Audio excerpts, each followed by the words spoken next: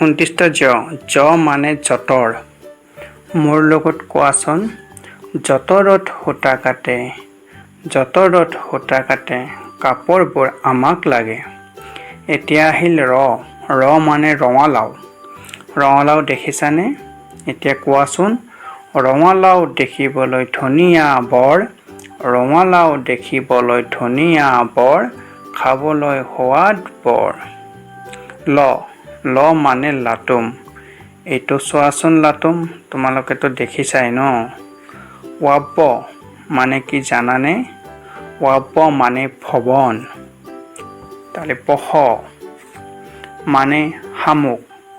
এতিয়া মোৰ লগত কোৱা, শামুক চলে লাহে লাহে, শামুক চলে লাহে লাহে, পিঠিত খোলা লৈ আগুৱাই আগুৱাই।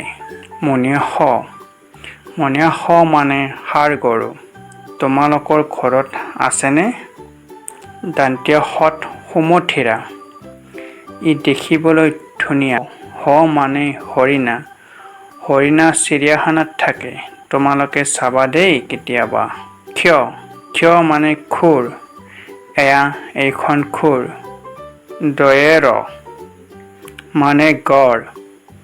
গড় দেখিছা নেকি? এইবোৰ চিৰিয়াখানাত বা কাজিৰঙাতে থাকে দেই।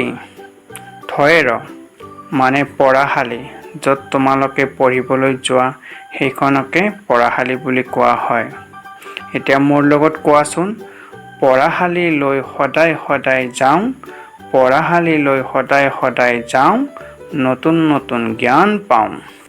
29 মানে শিয়াল। কোৱাচোন, শিয়ালে দিয়ে ৰাতি ৰাতি হোৱা, শিয়ালে দিয়ে ৰাতি ৰাতি হোৱা, সাৱধানে থাকিবা কথা মনত থোৱা। হচন্তত মানে কচৰত। কচৰত কৰিলে আমাৰ শৰীৰ ভালে থাকে। তোমালোকেও কৰিবা দেই। অনুস্বৰ মানে সিংহ। সিংহটো তোমালোকে দেখা নাই ন? এতিয়া আহিল বিসৰ্গ মানে ৱা। এতিয়া আমাৰ শেষৰটো আহিল চন্দ্ৰবিন্দু। চন্দ্ৰবিন্দু মানে কঁঠাল। কঁঠাল বৰ ধুনীয়া, খাবলৈ ই মিঠা। তোমালোকে খাবা দেই।